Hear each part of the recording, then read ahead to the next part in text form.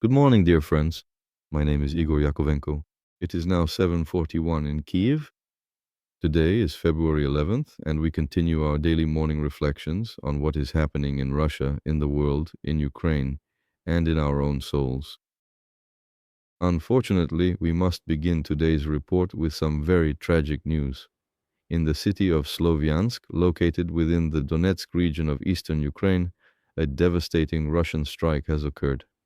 As a direct result of this attack, a woman and her young 11-year-old daughter were tragically killed. The total number of victims is still being calculated as of now, at this very moment when I am speaking to you. Was preparing for our conversation is 17 people. What exactly happened there in the Kharkiv region and in the Zaporizhzhia region? Well, I don't really know. It's impossible to compare these tragedies. But there is even more terrible and heartbreaking news coming in. Tragically, as a direct result of a recent Russian drone strike targeting a quiet residential area, specifically hitting a private family home within the residential sector, three innocent small children have lost their lives in the attack. This is about in the settlement of Bohodukiv, which is located in the Kharkiv region. There are two boys who are only 1 year old and a girl who is 2 years of age. Along with them is a 34-year-old adult man.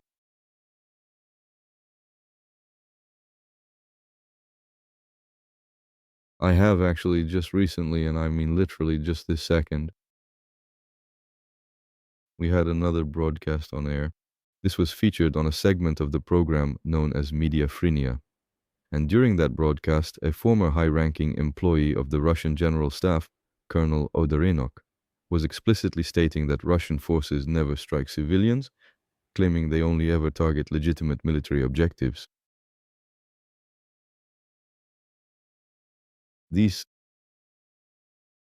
There are two boys who are 2 years old, and two other 1 year old boys, and a 2 year old girl. Tragically, there was also another young girl who lost her life during the recent events that took place in the city of Sloviansk. What is this? Are these disguised Ukrainian soldiers? And the children's cribs where these young children were tragically killed? What exactly are those? Are they actually disguised as children's cribs? Are they, rocket launchers or something? I honestly don't know what someone like Colonel Kodarinok should do with himself. I'm talking about him right now, not about Solovyov. He used to be an expert after all. Yes, an adversary, but still an expert. In general, what television does to people is, of course, and not just television either. That's a whole separate conversation that needs. It requires some very serious philosophical reflection and repentance. Repentance through reflection and reflection through repentance. That's what needs to happen, something like that. It was something like what Karl Jaspers originally had on, you know what? Hannah Arendt had her own specific views and so on, but that's all still lying ahead. For now, unfortunately, it simply does not exist yet. Nothing of the sort yet. Nothing like that is emerging in Russian culture. There is absolutely nothing like that in Russian public thought. Nothing like what emerged in Germany after the war. It seems that Russia first needs to undergo a major catastrophic defeat for an unfathomable abyss of total catastrophe to open up over Russia, and then such deeply piercing and haunting words will arise, the kind that emerged and took hold in Germany after the Reich's final capitulation. Well, moving on now to the latest news coming once again from Russia. Yesterday, across the Russian Federation, there were very serious disruptions with the telegram service. This continued to persist for several days. It wasn't an instantaneous or abrupt termination, not like it was completely different from the situation that happened with Starlink when Musk just went and flipped the switch off. Actually, no. Here we're talking about a significantly more complex game. So, over the course of several days, user complaints steadily grew about persistent problems with sending messages, specifically that it was taking a very long time to load. This affected everything from high-quality photos and videos to simple voice messages. Roskomnadzor announced that starting from the 10th, that is, from yesterday, but in reality, all of this started earlier. Roskomnadzor is a special kind of organization that lies as easily as it breathes. So it was officially announced that starting from February 10th, Roskomnadzor has begun slowing down Telegram in the region, and they fully intend to continue with these actions until they achieve a total and complete block. So, well, I will refrain from quoting statements from the various deputies of the State Duma regarding this particular matter. Gurulev said that everything is being done correctly.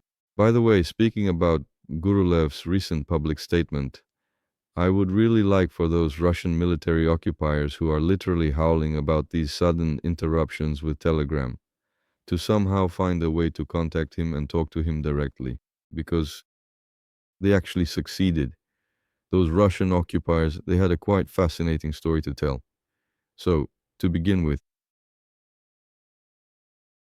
Musk personally deactivated the satellite switch, and the Russian occupation army went completely blind. That is, they stopped because Starlink served as the primary tactical eyes of the Russian occupation army. And then, quite unexpectedly, Roskomnadzor struck me right in the back, which was a major blow. They started slowing down the Telegram app, and as a result, Russian war correspondents, pro-war Z bloggers, and even some individual Russian occupiers immediately started whining loudly about it. This is because Telegram currently serves as their main communication tool for internal army communication. That is, it's the main way they communicate between the occupiers themselves, including horizontal connections, vertical connections between commanders and subordinates, and so on. So thanks to the strategic blocking of Starlink satellite terminals, the Russian occupation army has effectively gone blind on the battlefield. And thanks to the deliberate blocking or the intentional slowing down of Telegram, the Russian occupiers have also gone deaf and mute. So, well, when you look at this, what does the concept of communication really mean for them? In wartime conditions, well, it's more or less clear to everyone. So that's regarding the reaction. Well, the reaction of the Duma members is understandable. Everything that any ban is good, it's the right thing to do. Well, and bans, murder, rape, these are all things they love so much. So then, attempts to slow down or even block services like Telegram and WhatsApp, they have been occurring quite frequently. All of this was constantly happening a significant amount of time before the actual start of the large-scale invasion. From a formal perspective, that is the official justification. There are absurd statements being made claiming that supposedly both Telegram and WhatsApp are actively utilized to organize terrorist attacks. For recruiting terrorists, as well as for committing fraud and various other criminal activities. The fact that any kind of mail service is used for this, every possible form of communication, streets, the entrances of various buildings, elevators, and so on, cafes and meetings in public spaces. So what? Does that mean we should prohibit people from moving around freely altogether? Close all the streets, close all the cafes, and so on. Nonsense. Frankly, it's an absolutely ridiculous idea. But regardless of those facts, what is currently unfolding is indeed taking place. At the very same time, there are deliberate and concerted efforts to move all users to this messaging platform controlled by the Russian FSB, Max. And besides that, also to vKontakte.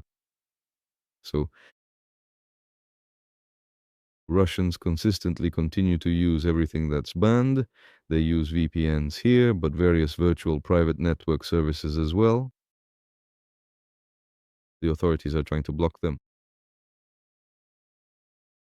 If you take a moment to look at it from a standpoint of basic common sense and fundamental logic, one can easily see that blocking Telegram is a monumental mistake. It is not merely a simple restriction on the freedom of communication and personal expression. All of these traditional democratic values and liberal notions, of course, do not serve as valid arguments for Putin and his inner circle. In fact, they stand in direct opposition to their entire worldview. Even from the perspective of plain common sense, to put it more clearly, through Telegram, at this particular stage, since I am constantly dealing with various complex issues of propaganda, I can certainly say that if you take a look at various Telegram channels, it is clear that the state-sponsored propagandist channels maintain a significant and undeniable advantage on the Telegram platform. Absolutely. To put it another way, if we look at Telegram channels with millions of subscribers, Putin and his entire inner circle should be praying to Telegram. Because, well, I mean in the Russian-speaking segment, of course. Frankly, Roskomnadzor's English-speaking segment obviously simply doesn't measure up at all. Well, unless, of course, we consider the alternatives. Solovyov can't carry out his threat and declare a cosmic war. But let's get back to common sense, which is entirely and utterly absent in the Kremlin, in Putin, in Kirienko, or whoever might be lurking behind this latest attempt to launch this aggressive campaign against Telegram. So, as it stands right now, Telegram is an excellent tool for spreading state propaganda, for war propaganda, and for all sorts of aggressive Z content. And within the Russian language segment of the Telegram platform, pro-government channels are significantly weightier and much larger in overall scale than the anti-war or anti-Putin ones. Are there some channels like that? This represents the fundamental difference with Telegram, which really doesn't play along with anyone at all. Pavel Durov truly doesn't play along with anyone. This is quite different from YouTube, which is an American-owned company where, in actual fact, things operate differently. Let's say Z supporters and Vatniks aren't particularly welcomed. And here, of course, there is an advantage. In other words, on YouTube, there really is an advantage in the Russian-speaking YouTube space. The strategic advantage and momentum currently lie on the side of the anti-war and anti-Putin opposition sphere. But it is important to remember that Telegram serves as their primary digital habitat. For Putinists, so-called patriots, Zid supporters, Vatniks, and in general, the party of war. So, from a common sense perspective, blocking Telegram is of course unnecessary, besides the fact that, as just mentioned, Telegram is a means of communication for the occupying army. So what exactly is the underlying reason if we truly try to figure it all out? Again, here I am entering the very complex realm of hypotheses. In this specific realm, on this vast platform of hypotheses and speculation, I feel very uncertain, but I still want to share some of my own personal thoughts with you today. The first thing I think is that there are commercial interests among a group of certain specific people, which includes figures like Kirienko in actively promoting and pushing out the Max Messenger, Telegram and WhatsApp, and perhaps the fact that for the various electoral events scheduled for this upcoming autumn season, they feel they need something substantial to report on, like how exactly did we manage to defeat Telegram, might also play a significant role here. As for the commercial aspect and the promotion of Max, we are currently seeing a very assertive and aggressive strategic policy coming from this informant and this particular messengers, sorry, but that is the situation. It's a complete utopia, you see, because, well, here it's exactly the same situation. I'm actually a bit more deeply involved in the ongoing confrontation between RuTube and YouTube right now, but the analogy is absolutely complete. This is because for the Max Messenger to really replace a giant like Telegram and WhatsApp as well, for that to actually happen, we would need to see a massive shift in how users interact with these platforms on a daily basis. There needs to be motivation. For people, it's extremely inconvenient and it's absolutely a snitching tool, which is also a pretty serious argument against it. But the main thing is something else. In order to successfully drive a larger audience to the Max platform, there really needs to be a significant amount of high quality material for them to read there, along with many engaging videos for them to watch. First of all, what you will need to do is you need to somehow force the major bloggers in there, even if it takes some kind of torture, so that they start posting on this Max platform. And then you must bring in plenty of new users so they can read what those bloggers are writing or watch their various content. A similar attempt to achieve the same thing with the Russian platform RuTube ended up resulting in a very different outcome than expected. Absolutely no one went there, not even the pro-government well-known figures. So to speak, none of the YouTube bloggers went there. Because, well, it's inconvenient because it's bad there, it's cramped, and the food is terrible. So in reality, it's just an impossible thing to do. And the same thing is happening with Max. I mean, yeah, I guess it's when they sort of suddenly and quite forcefully they shove in things like Gosuzlugi and so on, that can be done. But in principle, as an environment for communication, a place to search for information, it's absolutely impossible. That's why it is essentially a utopia. And I think Kirienko is now actively trying to monetize the Max Messenger as much as possible, in which he clearly has significant personal interests. It is unlikely that this will actually work out in the end. Dugin's answer is very telling. Well, actually, he expects. Oh my god, what am I saying? Which Dugin? I meant Durov. Sorry, please. I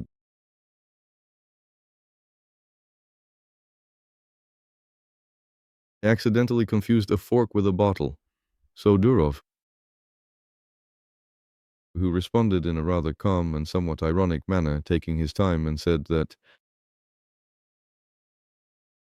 he stated clearly that this attempt is completely unfeasible and impractical, and he compared the current situation to the historical context in Iran when they tried to do the exact same thing there but ultimately failed to achieve any results.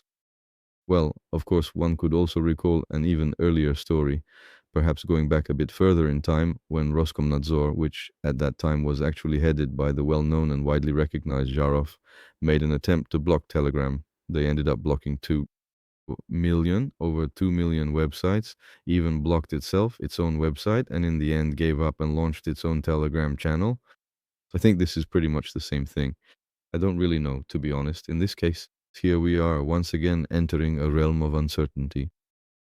Maybe they'll just try to follow it through to the very end. There will be a long struggle then of regular citizens for the freedom of information. Well, maybe perhaps someone similar to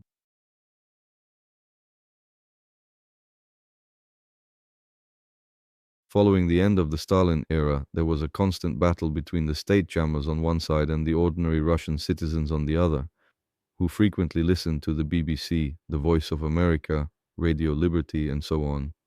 That is to say, it was a struggle for information. As is very widely recognized by historians, the Soviet Union lost that battle at the time. So I think something very similar will happen here now as well, in all likelihood. Another. This upcoming event, though in truth, this event will take place in just a few days from now. But the overall direction is already clear. Well, or at least if it hasn't been officially announced yet, the European Commission has now formally published its detailed proposals for the upcoming 20th package of EU sanctions. So let's take a closer look at what this means. This will be adopted this week, and here there is a comprehensive prohibition on all maritime shipping services for oil exports coming from Russia. An additional 43 shadow vessels have been added to the EU blacklist. That is shadow ships. So the total number has reached 640. Well, once again, these are the figures for the total number of shadow fleet vessels. 1,000 or perhaps 1,200. Well, we see that already more than half of them will, so to speak, be included in the blacklist. Does this mean that they will completely cease, so to speak, working for Russia's war against Ukraine? Not necessarily, but at the very least, this blacklist now exists. That's already a good thing. So, in addition, pressure on the Russian banking system has been increased. What's very important is that 20 regional Russian banks are coming under restrictions. What is of truly fundamental importance here is that for the very first time, the European Union is officially activating a specialized mechanism to effectively combat and prevent sanctions evasion. Whenever we have talked about the details, the 19th sanctions package and now the 20th, I always had the question, what happened to all the previous ones? 19 packages, and Russia has learned to circumvent them. In the very first few minutes, it is a significant blow to the system, but then the circumvention mechanism kicks in, so to speak, and everything is fine. I am really hoping to have a chance to talk to professional economists about this complex topic with the same Igor Vladimirovich Lipchitz, for example, about how easy it will actually be to circumvent them in practice. This specific counteraction to sanctions evasion, how reliable is it really? Well, it is the eternal struggle between the shield and the spear, and it just goes on and on. How successful it will be this time, I don't know. Let's wait and listen to the experts' comments. Very soon I will definitely invite one of the economists